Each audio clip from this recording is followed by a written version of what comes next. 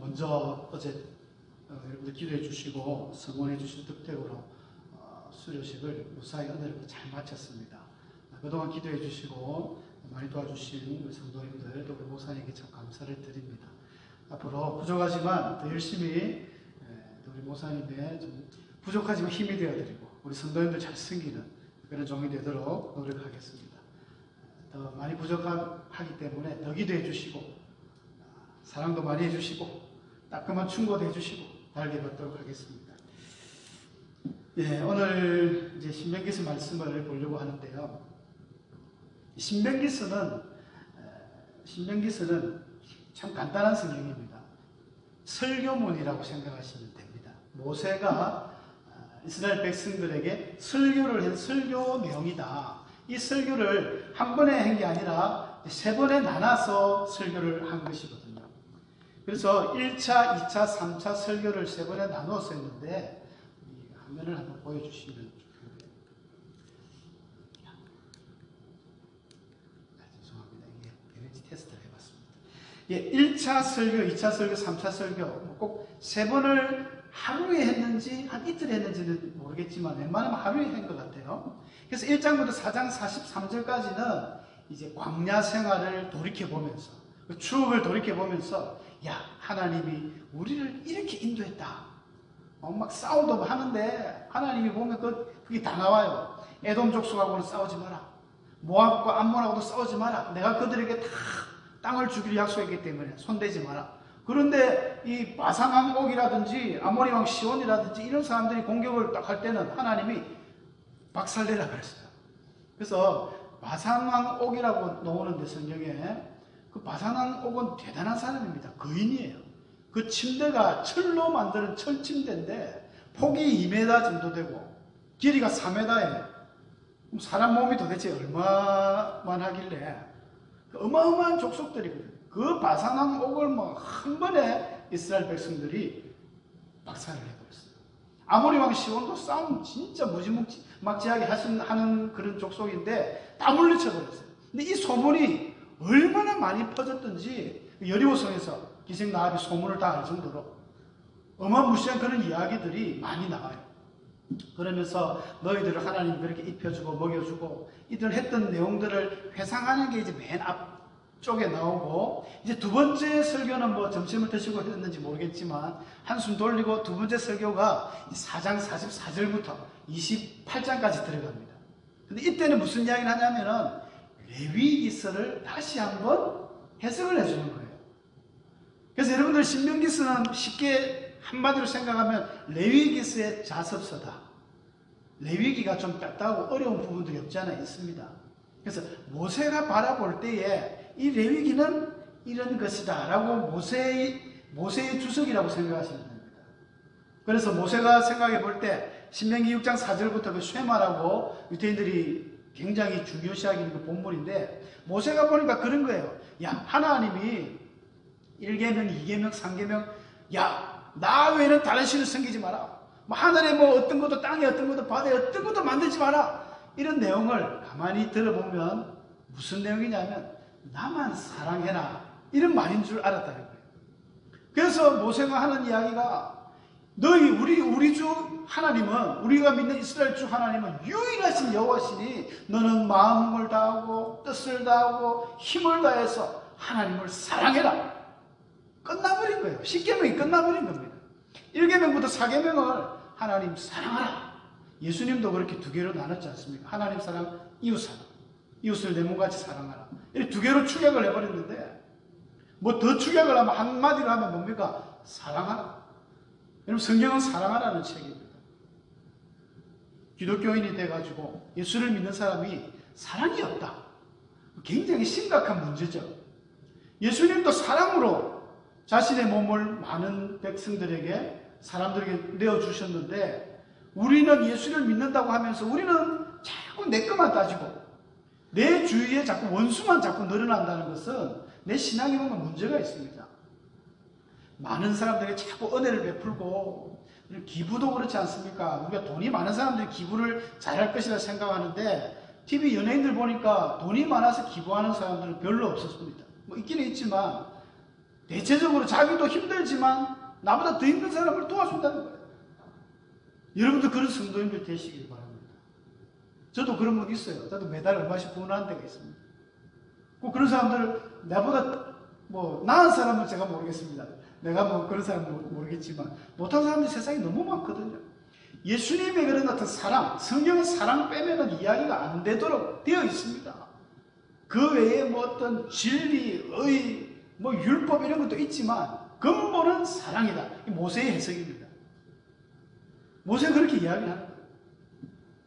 그래서 레위기서 좀 어려우신 분들은 신명기서를 좀 보면 수월할 겁니다. 그 레위기에 대한 해석이 중반에, 본론에 다 있습니다. 4장부터 28장까지. 그리고 오늘 본문에 해당하는 이 마지막 이제 세 번째 설교는 모압 땅에 와서 모세가 죽기 바로 전에 어떤 주간 율법이라 할까요? 너희들이 앞으로 가나안 땅에 가서 잘 지켜야 된다. 이런 좀 말씀들을 다시 한번 상기하고 이제 모세가 죽습니다. 그리고 여호수아에게 이제 지도권을 인계하고 안수하고. 모세가 참 잘했어요. 여러분, 모세가 잘한 것들이 많이 있지만 죽을 때 여호수아에게 그 자신의 그 지도권을 인양을 하고 안수를 한 것은 하나님 물론 시키셨지만, 그렇게 해서 백성들이 그렇게 어려움이 없었다는 거예요. 여호수아는 안 그랬거든요. 여호수아는 죽을 때 그냥 죽었어요. 자기의 후임자를 선택을 안 했습니다. 그래서 많은 목사님들이 천국에 가면 그거 물어본대요. 여호수아에게 왜 후계자를 안 세웠습니까? 여호수아가 후계자를 안 세워서 그런지 몰라도 사사기에 들어가면 백성들이 엉망이 됩니다. 각 지파별로 흩어져 가지고 범죄하고 타락하고 그 안 믿는 사람하고 결혼해가지고 하지만 하는 거야. 모세가 그렇게 신신당부를 하면서 이야기했던 이 신명기 말씀을 안 지키고, 그러니까 자꾸 타락하고 하나님이 위험할 때마다 사사를 보내주지만 백성들이 타락을 했던 것이었죠. 그런 구성으로 되어 있는 게 신명기서입니다. 그런데 오늘 제 신명기서 어떤 끝부분에도 해당하지, 앞에도 중요한 내용들이 굉장히 많지만 이 부분을 통해서 한번 오늘 왜 우리가 성경을 보는가, 성경을 읽는가에 대한 부분을 한번 생각해 보려고 합니다. 우리가 성경을 보지 아니하면 하나님을 만날 수가 없습니다. 굉장히 중요한 부분입니다. 성경을 안 보는데 하나님을 만날 수 없다. 성경 안 보고도 기도해서 만날 수 있지 않는가, 그렇게 생각할 수도 있겠지만, 그러나 그렇지 않습니다. 우리가 성경을 보지 아니하면 하나님을 만날 수가 없고, 이사야서 45장 15절에는 그 이사야 선지자가 그런 말을 했습니다. 이스라엘의 하나님은 숨어 있다는 거예요. 하나님이 숨바꼭질 하는 것도 아니고 왜 숨어 있을까? 그렇게 쉬운 분이 아닙니다, 여러분. 하나님 나오세요 한다고 여기 있다 짠 놓고 그렇게 하시는 게 아니에요. 숨어 있기는 숨어 있대, 찾으면 찾을 수 있도록 숨어 있는 겁니다. 우리 집안에 아이들하고 조카들하고 손주들하고 우리 숨바꼭질 할 때 어떻게 합니까? 괜히 엉덩이 딱 삐지고 보여주면서 숨어가지고 눈만 가리고 숨어 날 찾아봐라 하면서 똑같아요. 하나님도 최소한의 우리의 노력이 필요하다는 거예요. 가만히 있는데 하나님이 너무 사랑이 많아서 찾아도 오시지만, 찾아보라는 거예요. 제가 참 좋아하는 말씀입니다만 잠언서 8장 17절 잠 팔고 일찍 일어나라, 그렇게 읽으면 됩니다. 잠 팔고 일찍 일어나라.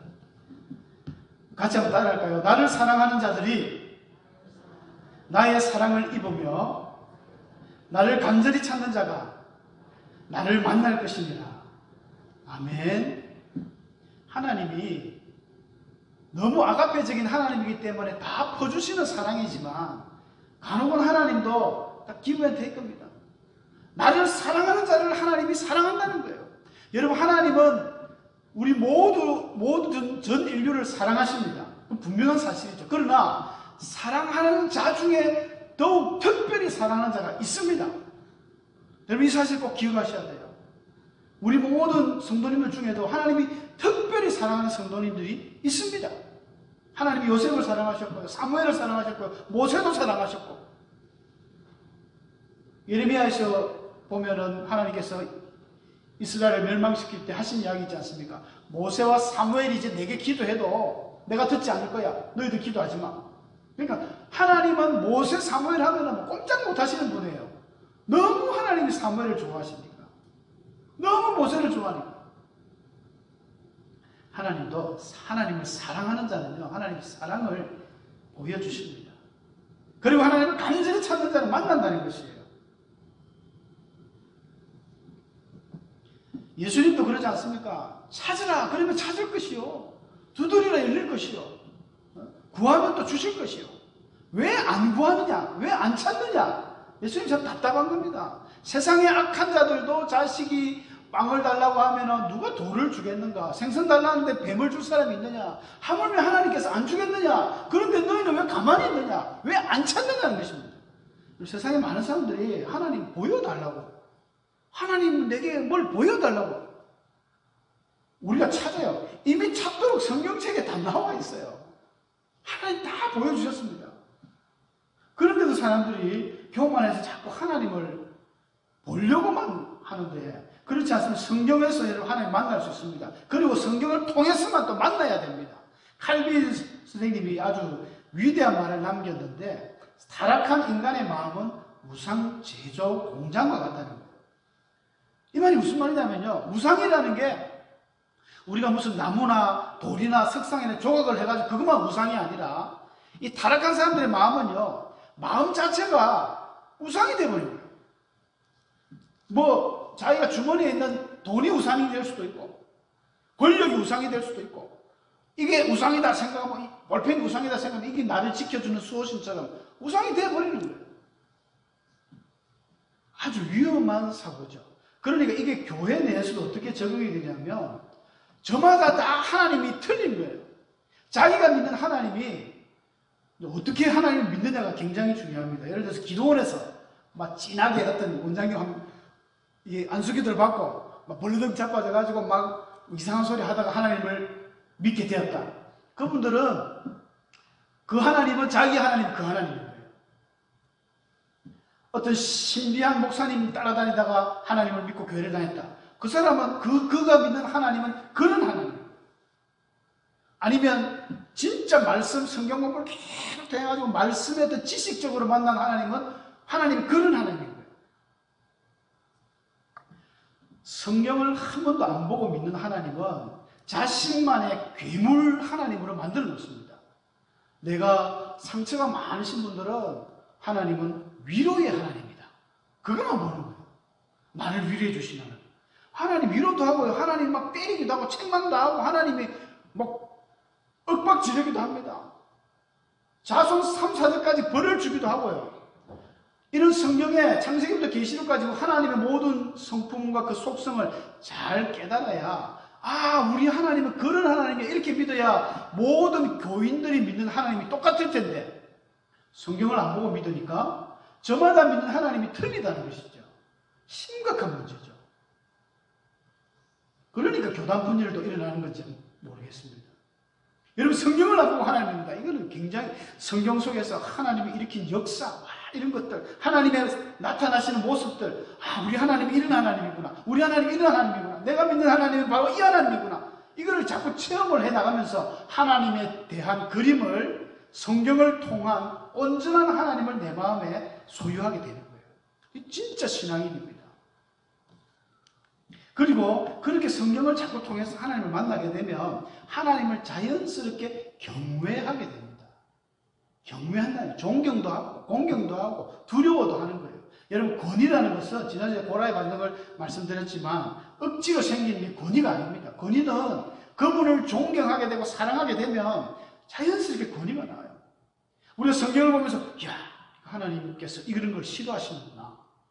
하나님 여기서 보니까 하나님 말씀을 너희가 내 명령과 법도와 규례를 지키지 아니하면 벌을 7배를 더할 것이다. 그래도 회개 안 하면 또 7배를 더할 것이다. 그래도 회개 안 하면 또 7배, 또 7배. 4번씩이나 47, 28, 28배를 하나님. 두려운 하나님이네. 무서운 하나님이네. 이것도 깨달아야 돼요. 어떤 목사님은 하나님을 종이 하나님으로 섬기는 성도들이 그렇게 많다는 거예요. 우리 하나님께서 물론 사랑도 베푸시고 은혜도 충만하고 자비와 끝이 없지만은 하나님도 매를 든다는 것입니다. 그걸 경외한다는 것이죠. 그래서 모세가 오늘 신명기 31장에 우리 본문이죠. 다 불러 모았습니다. 온 이스라엘 백성을 다 한 자리 불러 모아놓고 그 율법을 써서 언약궤를 매는 레위 자손에게 당부를 하죠. 모든 장례해 주고 사람들에게 이야기합니다. 매 7년 끝에 곧 면제년의 초막절, 이거 좀 설명이 필요하죠. 이 1년에 3번 절기가 있습니다. 6월절이 있고 중간에 오순절이 있고 이제 한 해가 끝날 때 수장절, 초막절이라고도 하고 수장절, 뭐 장막절 같은 이야기입니다. 한 해 농사가 다 끝났을 때, 그쪽 지중해 지역에는 이스라엘은 포도 농사를 합니다. 포도 농사가 다 끝났을 때 이제 포도를 다 곡간에다가 재놓고 모든 양식을 다 곡간에 저장한 다음에 축제를 하는 거예요. 7일 동안 초막을 짓고 광야 생활을 기념하면서 다 축제를 하면서 하나님 앞에 제사를 드리고, 그 축제 기간이 초막절인데 매년 하는데 7년 끝에 곧 면제년이라는 것은 하나님께서 레위기에서 보니까 땅도 쉬라는 거예요. 7년에 한 번은 땅에다가 이제 씨를 뿌리지 말라는 겁니다. 땅도 좀 쉬어야 된다. 참 아주 과학적이죠. 하나님이 그런 것까지 이미 성경에 4,000년 전에 다 기록된 거예요. 요즘에 와서 땅도 씌워줘야 된다. 그런, 성경에는 이미 하나님이 그렇게 해라 했습니다. 1년 정도는 한번 그냥 땅을 묵혀둬가지고 땅도 씌워서 이 안에 작용들이, 이 많은 분자들이, 원자들이 작용이 될 수 있도록. 그래서 면제년은 7년입니다. 7년 초막절, 그때에 온 백성이 모여서 뭘 하느냐? 하나님 말씀을 듣는 거예요. 누가 듣느냐? 온 백성의 남녀들, 어린이. 이 어린이는요, 유치까지도 포함됩니다. 유년부가 유치 어린이까지, 완전 어린이까지. 그 다음에 이방인들, 타국인들. 그리고 앞으로 가나안 땅에 들어가서 태어날 자녀들까지 다 포함해서 7년에 한 번씩은 율법을 낭독하는 거예요.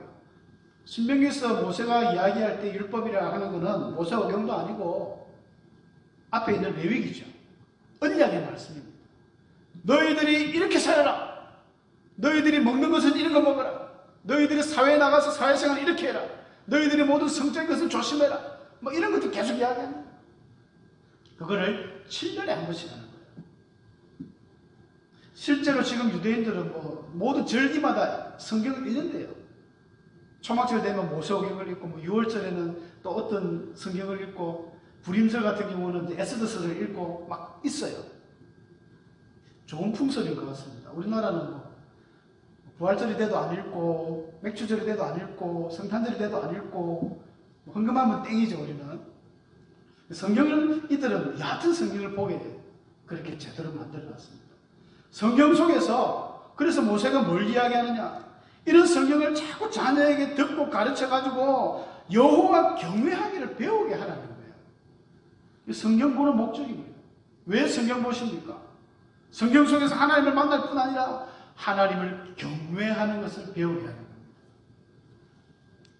유대인들이 목숨처럼 여기는 쉐마라는 신명기서 6장 4절부터 5절까지 이야기가 그거죠. 들으라 이스라엘아, 주 너희 하나님 오직 유일하신 여호와시니 너는 마음을 다하고 힘을 다하고 뜻을 다해서 하나님을 사랑하라. 이렇게 선포하고 나서 6절부터 하는 이야기가 이런 이야기예요. 내가 오늘 네게 명하는 이 말씀을 너는 마음에 새기고 너희 자녀들에게 부지런히 가르치고 집에 앉았을 때든지 길을 갈 때든지 누워있을 때든지 일어날 때든지 말씀을 강론해라. 더 나아가서 너는 그것을 네 손목에 메고 네 이마에 메고 경갑을 해가지고 유대인들이 막 달고 다니고 있습니다. 또 네 집에 문설주와 바깥문에 다 기록해라. 매추자라는, 제가 그림을 준비를 안 했으면 다음에 한번 보여드리겠습니다. 우리나라 문패 같은 매추자라고 해가지고 이 신명기에서 본문을 딱 적어놓는 거예요. 만약에 요즘 우리 자녀들에게 집에 앉았을 때든지 나갈 때든지 일어날 때든지 잘 때든지 길 갈 때든지 계속 하나님 말씀 강론하면 다음 주부터 교회 안 올 거예요, 아마. 그런데 하나님이 해라는 거예요. 왜 이렇게 하나님이 정말 고리타분할 정도로 계속 해라. 심지어 목에다가, 이마에다가, 셔츠 끝에다가 왜 이렇게 하나님 말씀을 중요하게 강조를 할까요?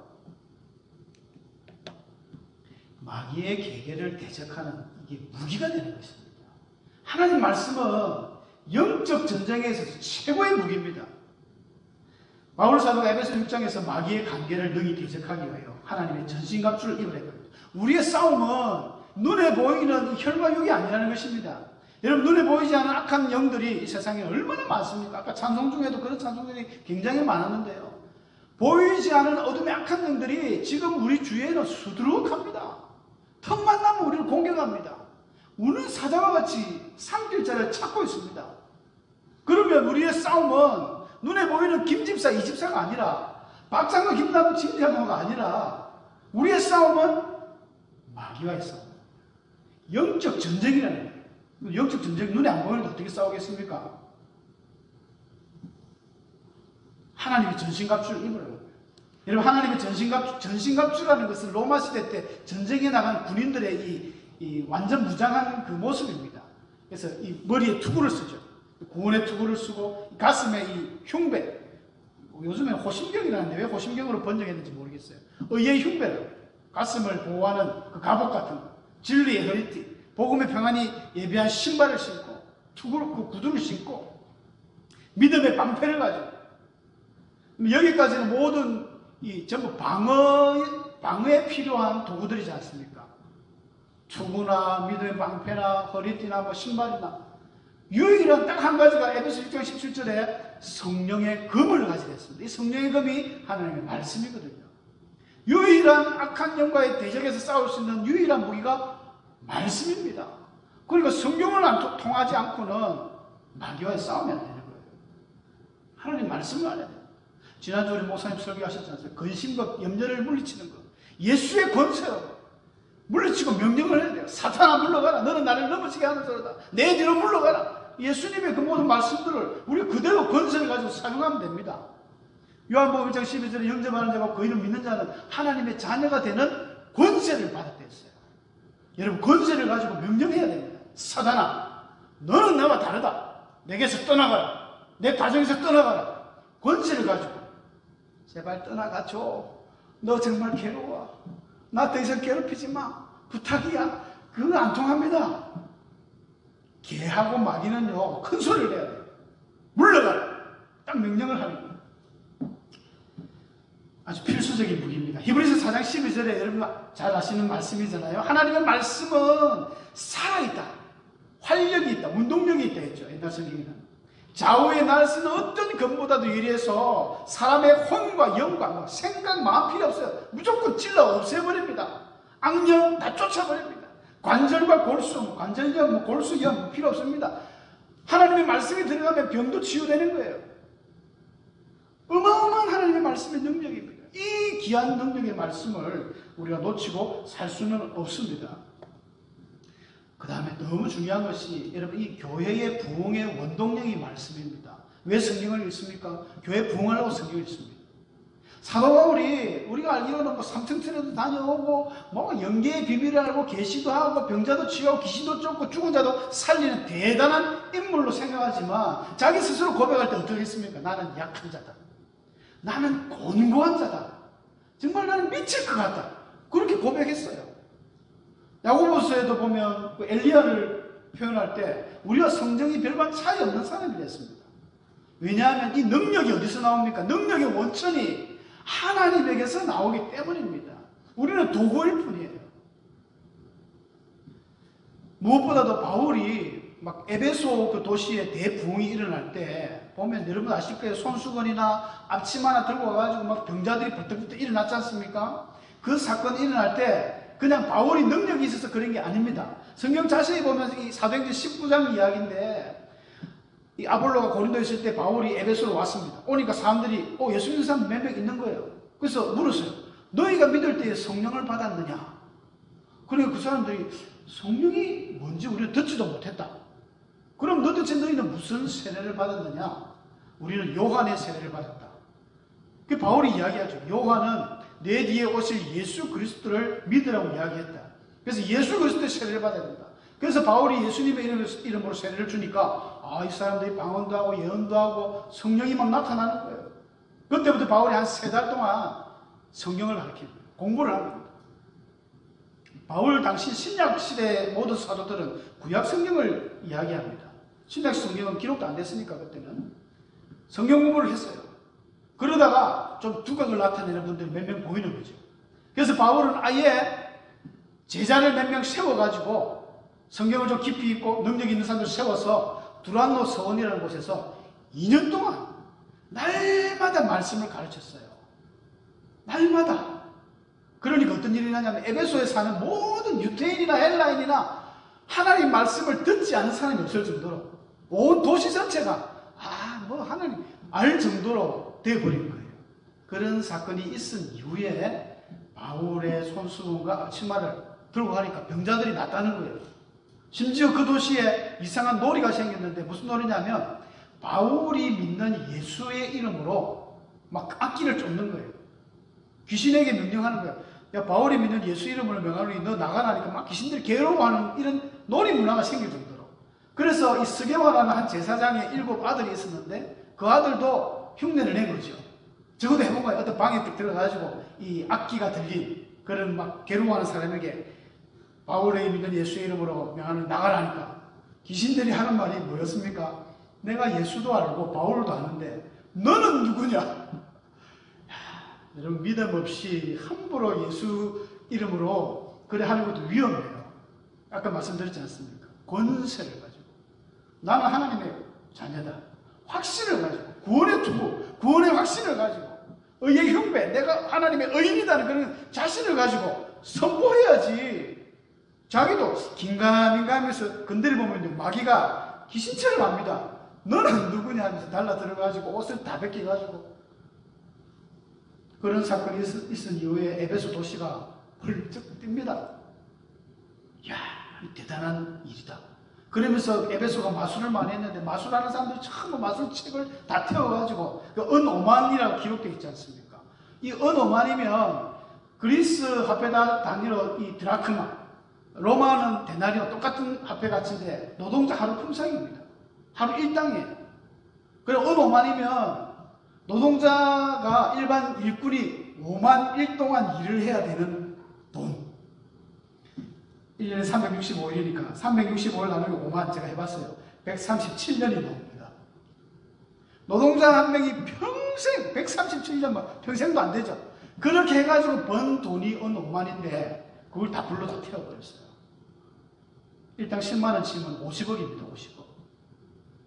뿐만 아니라 그 데메드리오, 이 아데미 신전은 고대 7대 불가사의 신전 중에 하나인데요. 축구장 경기만 합니다. 신전이. 가로가 70m, 세로가 135m니까 어마어마하죠. 그리고 기둥이 127개입니다. 이 인도로부터 에디오피아까지 127개 나라가 기둥을 하나씩 바쳤다는 소문이 있거든요.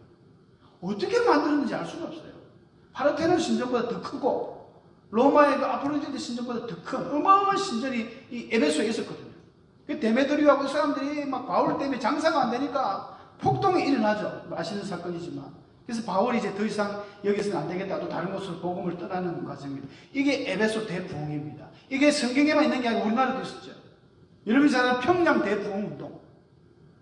여러분 평양 그 장대역에서 일어났던 길선주 목사님의 새벽기도 인도 때 이 자신이 예전에 그 친구의 돈을 갖고 있다가 돈을 안 돌려주고 갖고 있다가 좀 썼는지 모르겠어요. 그걸 가지고 있다가 고백을 했어요. 그게 이제 아주 불씨가 돼가지고 전부 회개하는 운동이 일어나면서 평양 시내가 왈카닥 뒤집혀져 버렸죠.